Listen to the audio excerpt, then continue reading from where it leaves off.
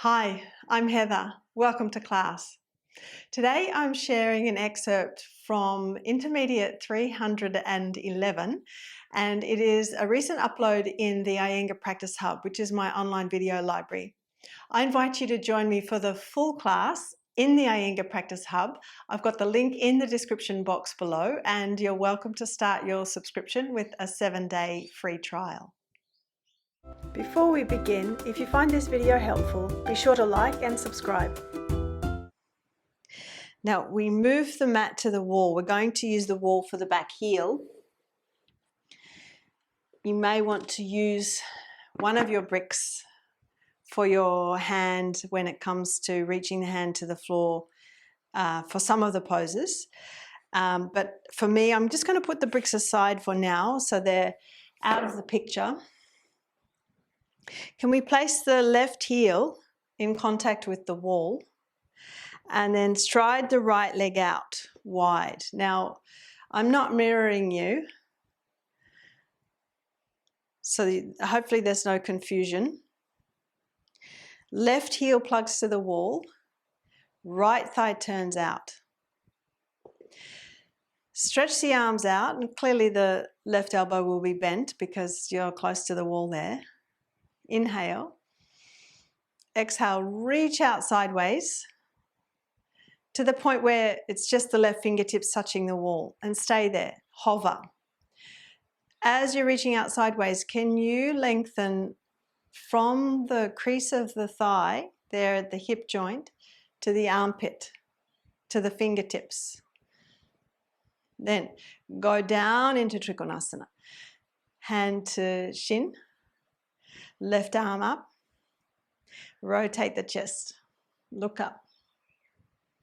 But plug the heel into the wall. Use the wall, the pressure of the heel into the wall as you hit the shin bone back. Maybe you can reach fingertips to the floor. Perhaps you can go a little deeper, but note as you do that, does the chest start to turn down? Not only are we trying to lift this left chest up, but we're also trying to move this right armpit chest forward. So you can use your hand. Take your left hand and take hold of the right armpit chest, and can you sweep it forward? And that will automatically help you turn left chest up.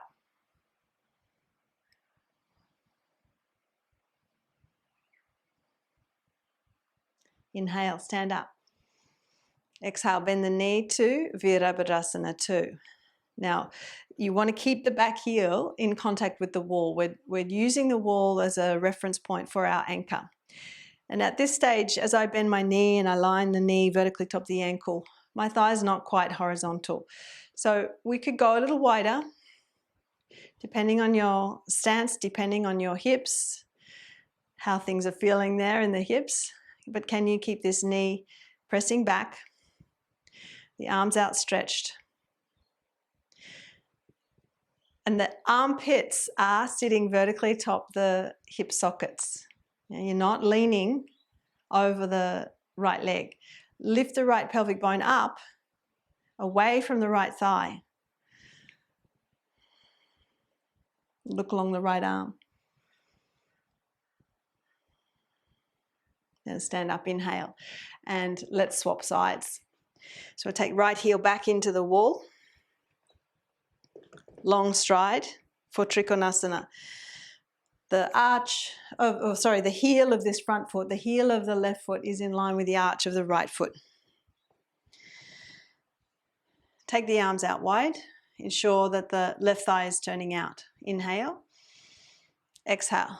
Reach out sideways and pause there. So perhaps the right fingertips are still touching the wall, but you're lengthening from the root of the thigh here, the crease of the thigh as it meets the torso,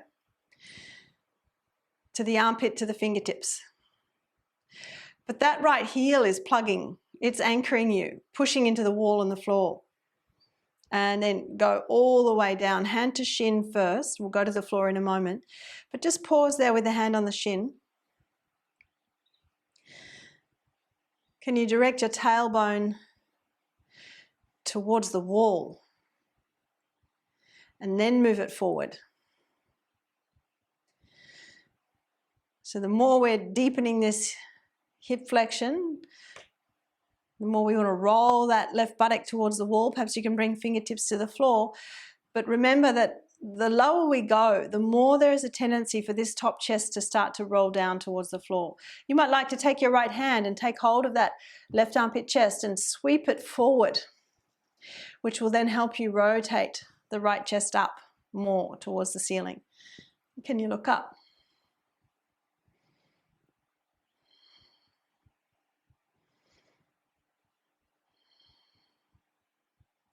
Then we use the pressure of the heel against the wall. Inhale, stand up.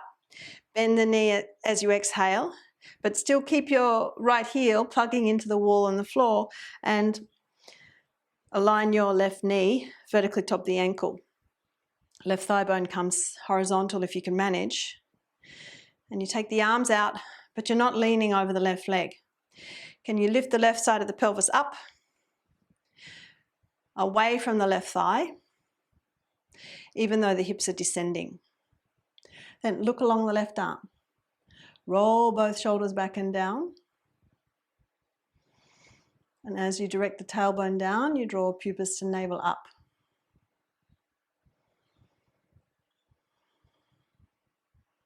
Stand up, inhale, and step out of the pose. Let's use the wall for the buttocks. Lean into the wall. You've got your feet at least one of your foot's length away from the wall. Draw the buttocks up the wall. Fold forward and down. Uttanasana. As you drape the torso down, you catch the elbows, you relax the shoulders, but you keep strength in the legs, the grip of the kneecaps.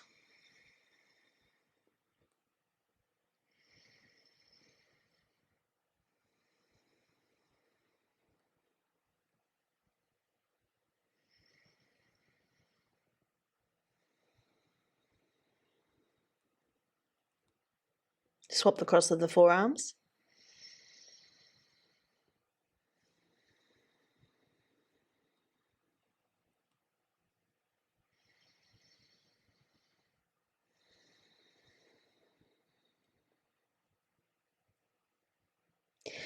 Now you can press your fingertips to the wall, move the buttocks forward off the wall as you come to stand all the way up. Now for Parsvakonasana, the lateral angle pose, left heel will come back to the wall again, and you might want to put a brick for your hand to reach down to. I'm going to reach fingertips to the floor. Left heel to the wall, long stride. Right heel in line with the arch of the left foot. Take the arms out wide. Inhale. Bend your knee, exhale, all the while keeping that outer heel in contact with the wall. Let's go halfway. Now, as we go halfway, this is just going to give you an opportunity to pause and check the alignment. Is the knee vertically top the ankle, or is your stance short? In which case you might find that the thigh burns quickly. The thigh fatigues more quickly. So if you can manage, get that ankle underneath your knee and descend your hips so that this thigh is parallel to the floor. It's a lot easier for you to reach to the floor then. Slide your arm in front of the leg, arm inside the knee so that the arm can press the knee back. Keep sucking this outer left hip in as you descend the right sitting bone. Top arm up to the vertical. Stay at the vertical and rotate the chest. Can you turn left chest up, rotate right armpit chest forward, and then take your arm over to the diagonal. But as you reach to the fingertips, push back through the heel. Plug your heel into the wall and the floor. Move your tailbone in. Draw the navel up and in. Then stand up, inhale, and we'll swap sides. Right heel comes back into the wall. There is that slight turn in so that the little toes got space to spread and it's not getting squashed by the wall. Long stride. Align the left heel with the arch of the right foot. Take the arms out wide. Inhale. Bend your knee as you exhale and come halfway into the pose. And again, this is just giving you a moment to pause and check. Is the knee vertically top the ankle? So we can say from this perspective when we're looking visually, but also if I show you from this side, from this perspective, it's not rolling forward. The buttock's not sticking back. Can you keep the knee rolling back as the buttocks press forward so that when you come down, fingertips to the floor, you're trying to stay in that same plane. Shoulders, knee, ankle, hand in the similar plane. Not letting this happen. Okay, so let me come back to the wall. Top arm up to the vertical. Rotate the chest now. Look up. Turn the right chest up to the ceiling and then take that top arm over. So you complete the diagonal line, the lateral angle. But as you reach to the right fingertips, pressurize the right heel into the wall on the floor. Move the tailbone in, squeeze the left buttock forward.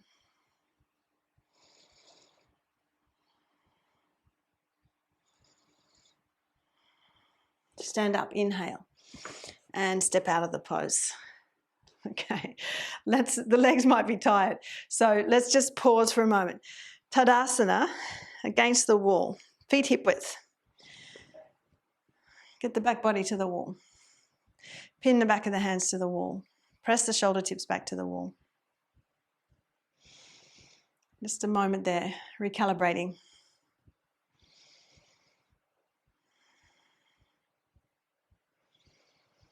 Now, maintain that and step away from the wall. So I'm going to turn and face you. So I've got that hip width stance, we've got the palms facing forward, the shoulder tips pressing back and down, navel lifting. And so when we have the palms facing forward, it does help just a little more with that rolling of the biceps forward, shoulder tips back. And then just turn the palms from the forearms, not from the shoulders. So the palms turn back to face you.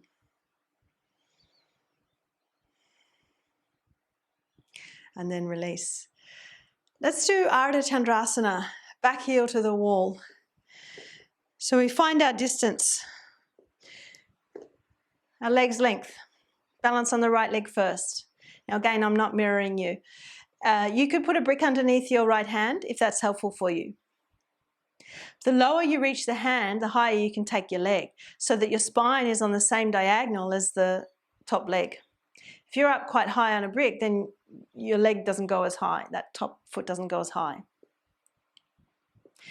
But now again, it might be helpful for you to take your left hand and catch that right armpit chest and sweep it forward. It's very common that the chest turns down to the floor here because we're so concerned about our balance, especially if the head's turning to look down. So perhaps you can turn to look forward. Use your left hand, encourage that right armpit chest forward, left chest up as you take the left arm up. Then as you roll the right buttock back to the wall, tailbone lengthens towards the left heel and move the tailbone in.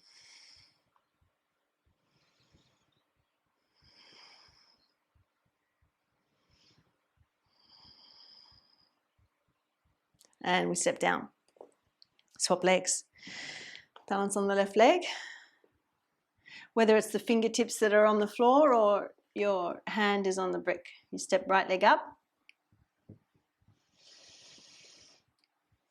And here, like our other standing poses, you can align the left heel with the arch of the right foot.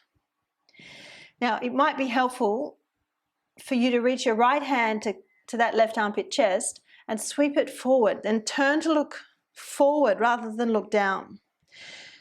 Sweep the left armpit chest forward, rotate the right chest up towards the ceiling as you stretch your arm up. And ensure that your left buttock is rolling towards the wall. It's not sticking back. It's not creeping up into the waist. Roll the left buttock back towards the wall. Move the tailbone towards the right heel.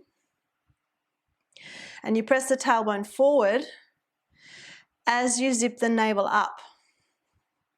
Pubis to navel lifting.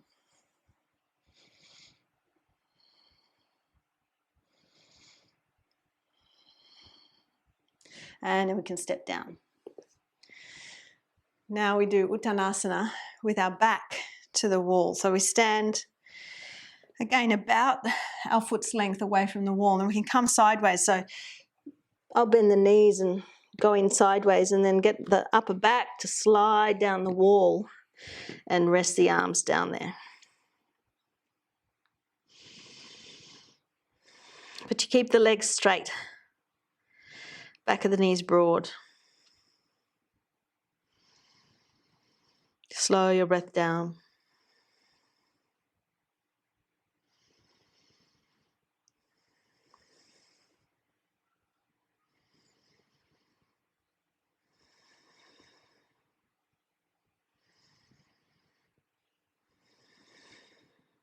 And then we slowly come up and out of the pose. If you practice yoga, you probably already know this feeling. You want to practice at home, but without guidance, home practice can sometimes feel overwhelming. You need a sense of purpose, clarity, direction, structure, and often those things can be lacking when we're at home on our own. That's exactly why I created Iyengar Practice Hub. Hi, I'm Heather, a certified senior Iyengar yoga teacher with over 28 years of teaching experience. The Iyengar Practice Hub is an extensive online video library containing hundreds of Iyengar yoga classes designed to support you wherever you are in your practice and wherever your practice needs to go next. Each class is thoughtfully created, carefully sequenced, and grounded in the principles of the Iyengar method. Within the Iyengar method, we focus on precision in technique, which involves awareness of alignment and intelligent use of props. Timings or holdings of the poses for a specified length of time. Repetition, which builds strength, flexibility, and clarity in action. And sequencing, the way we work toward a posture, along with the way the whole class is designed. This isn't just a collection of videos, it's a structured, living resource you can return to again and again. All classes are organised into 20 clearly defined categories, making it easy to find exactly what you need, whether that's arm balances, standing poses, twists, forward bends, therapeutic classes, focus on hips, back bends, or restorative classes, to name a few. Within each category, you'll find enormous variety, so your practice never becomes repetitive or stale. Every class reflects creative, intelligent sequencing, designed to build awareness step by step, with the props being used strategically to support understanding, accessibility, and deeper action in the pose. This allows you to practice with confidence at home, knowing you're being guided with care, skill, and integrity. If you're a student, this hub becomes your personal practice companion, helping you stay consistent, inspired, and connected to your body.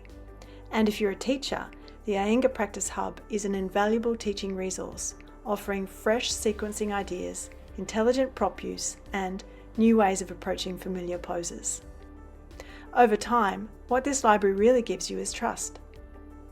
Trust in your practice, trust in your choices, and a deeper relationship with yoga that supports you both on and off the mat. If you're ready to practice with clarity, structure, and inspiration, and you want a trusted resource that you can return to again and again, click below to join the Iyengar Practice Hub today. You'll get immediate access to hundreds of intelligently sequenced classes organised by category, so you can practice with confidence at home or draw inspiration into your teaching. Join now and begin practicing with purpose. For full-length classes, check out the Iyengar Practice Hub, heatherkitchenyoga.com. The link is in the description box below.